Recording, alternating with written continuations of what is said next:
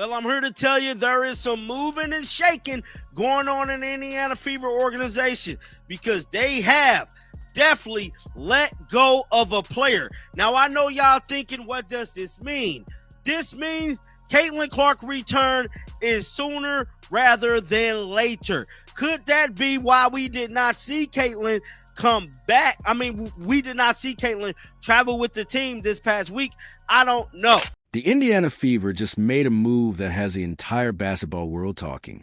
Kira Lambert, the guard brought in as Caitlin Clark's short-term replacement, has been shown the door quicker than a fake pair of Jordans at a Nike inspection line.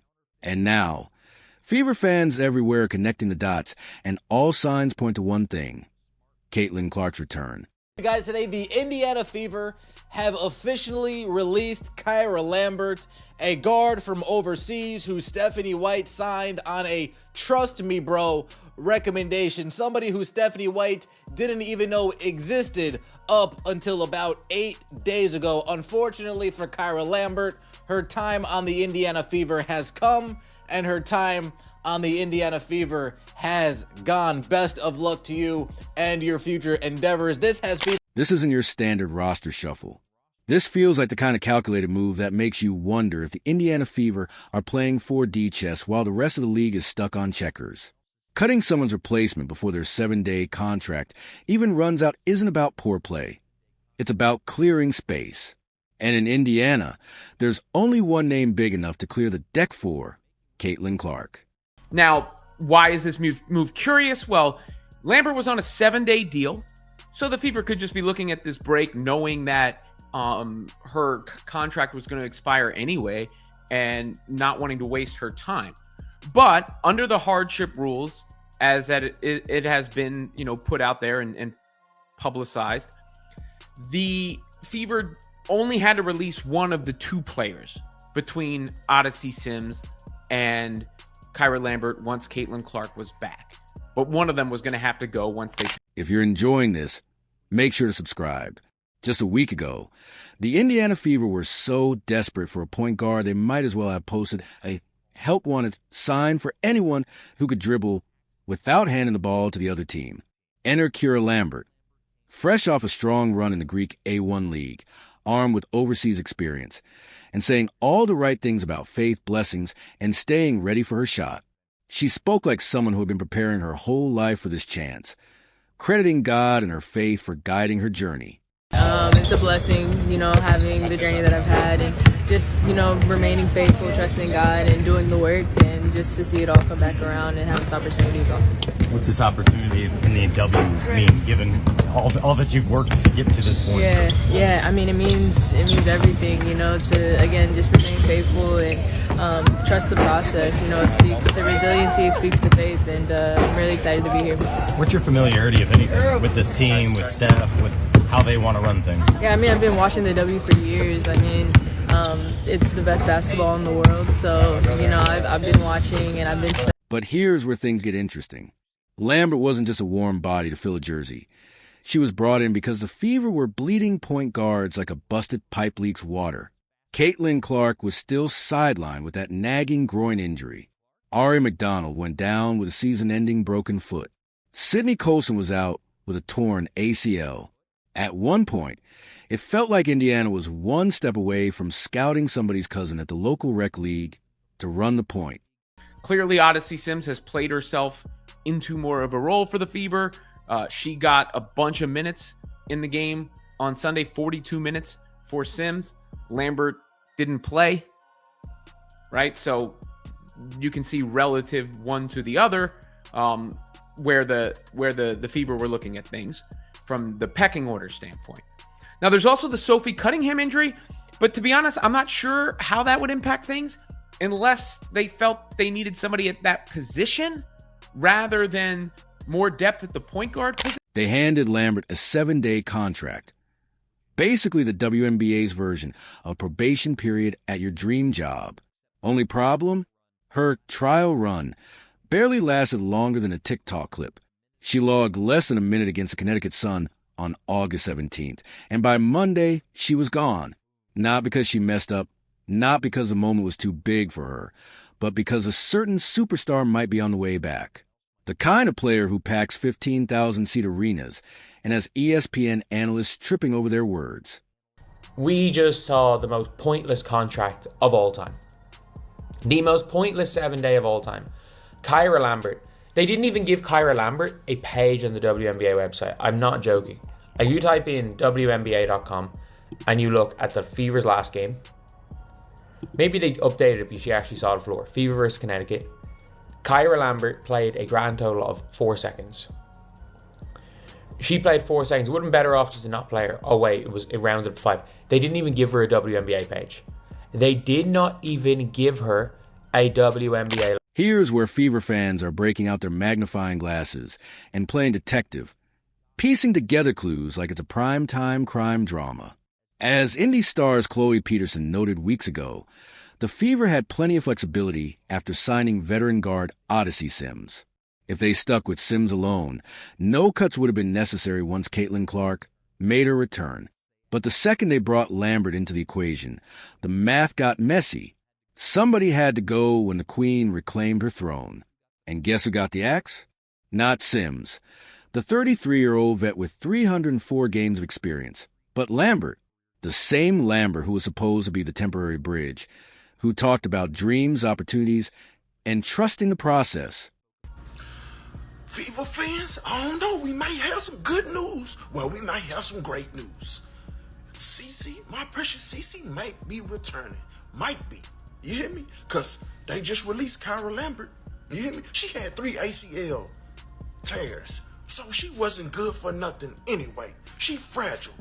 How you have that many ACL tears? But thank you for providing us 7 days of your presence. You hear me? We needed you to fill in.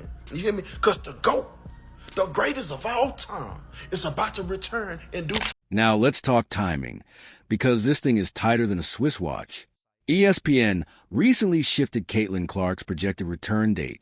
First, it was August 12th, which came and went with no Clark.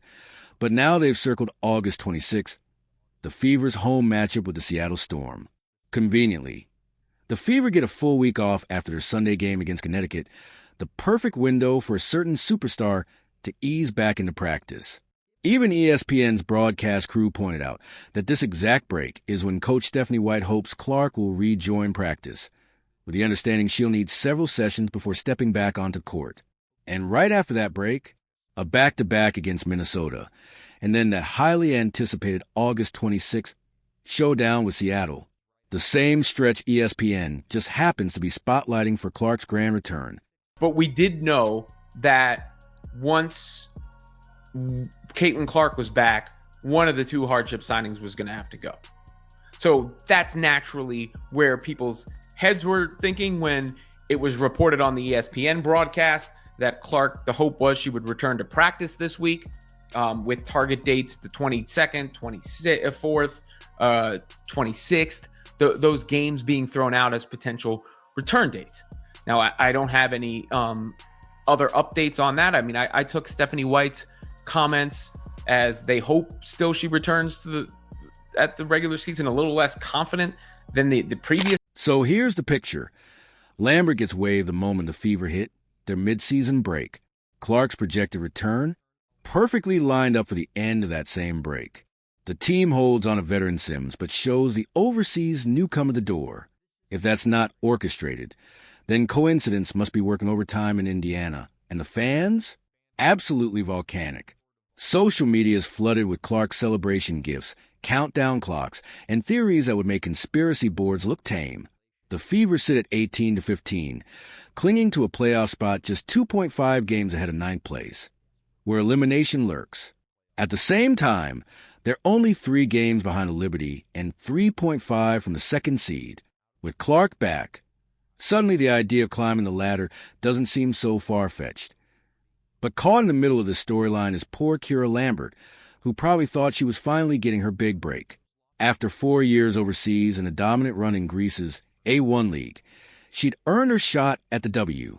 She spoke about how much the opportunity meant, about faith and patience, about trusting the process. The Fever embraced her, and she seemed genuinely thrilled to contribute to a team she'd followed and studied for years. only for her dream to be cut short almost before it began. Can the Fever please invest in international scouts? They definitely need to invest in international scouts because I know your boy John Liquidator ain't the best advocate when it comes to overseas players, but something I would say, they play hard, bro. Those overseas players play like they got something to prove. I give them that. But far as me, I feel like we got enough talent here at home in our home country to get players. Somebody said every day I question if Amber Cox and Stephanie White are even on the same page. In the unforgiving world of pro sports, it doesn't matter how well you understand the system or how smoothly you fit in. If someone better is coming back, you're out. Lambert wasn't waived because she lacked talent. She was waived because she was never meant to stay. A placeholder, a bridge, a temporary fix until the real solution returned. And let's be clear about what Caitlin Clark's comeback means for the Fever. This isn't just about regaining their leading scorer or top playmaker. Though before injury, she was averaging 16.5 points, 8.8 assists, and 5.0 rebounds. It's about restoring the gravitational force that makes everything orbit smoothly. Coach Stephanie White has hinted all season that the Fever will be even more dangerous once Clark is back, and that's not just coach speak. During her absence, this team grew in ways they hadn't before. They found toughness. They built chemistry. Kelsey Mitchell, Aaliyah Boston, and Natasha Howard all elevated their games, proving they can shoulder more responsibility. So when Clark returns, she won't need to carry the entire franchise on her back. Instead, she'll slot in as a final piece of team that has already leveled up, turn them from resilient to truly dangerous. Throughout her second season in the WNBA, Caitlin Clark has posted 16.5 points, 5 rebounds, and 8.8 assists per game for the Indiana Fever. Clark started the season on a tear under Stephanie White, but has since struggled to stay on the court, playing her second season as a professional. The Fever have 9 remaining games of their regular season schedule. They have a long break before their next matchup on Friday. The venue will be open, giving Clark a chance to rehab as the Fever take several days off from game action. Here's where it gets really intriguing. The Fever are sitting in 6th place right now. Good enough for the playoffs, but without the luxury of home court. With 11 games left and Caitlin Clark potentially returning. Though, suddenly bigger dreams don't feel so unrealistic. Point one analysts laid out the math perfectly. Clark has missed 20 games this season, during which the Fever went 10-10. But let's say she had been healthy, and they went 15-5 instead. That would put them at 23-10, right in the mix for a top seed. Even as things stand, they're only 3 games back in New York and 3.5 games behind the second seed. In a league where momentum flips fast and hot streaks can change everything, Clark's return could be the spark that launches Indiana into serious playoff contention. The dream scenario fans are quietly whispering about. Clark comes back healthy, the Fever catch fire, and suddenly they're not just in playoffs. They're hosting a playoff series. For a franchise that hasn't tasted the postseason since 2016, that would feel nothing short of miraculous. Fever, we have a chance. But the only thing I'm concerned about is she 100% healthy? You hear me? And I need to know what's going on with Sophie, because that's her enforcer. Because everybody else on the team be acting like they scared and softer than Charmin tissue. You hear me? Y'all better protect my precious CC by any means necessary. Playoffs. That's right there in the view. You hear me? Here we come. The referees need to get it in gear. I still don't trust Stephanie. Looking back at the Fever's recent roster moves, the picture becomes much clearer. First came Odyssey Sims, a seasoned guard with playoff experience and the kind of veteran presence every locker room needs. Then came Lambert, a depth piece added when bodies were thin. But the way Indiana structured these moves gave them maximum flexibility, be why holding on to Sims and waiving Lambert, they preserved leadership and stability while setting the stage for Clark's return. Sims can still log steady minutes, mentor younger players, and then gracefully shift into a reduced role once the franchise centerpiece is back in uniform. It's the kind of forward-thinking roster management that feels less like scrambling and more like strategy. This wasn't damage control. It was deliberate, calculated planning, keeping the Fever competitive now while quietly preparing for the Stars' comeback. And if the timing plays out the way fans are praying it will, the whole sequence will look less like chance and more like a front office masterstroke. I mean, it has come down to this season and Caitlin Clark's return. If they hope to make the playoffs, this is what's got to be done. She's got to come back, and she's going to have to win. And she's got to win even with Stephanie White as her coach.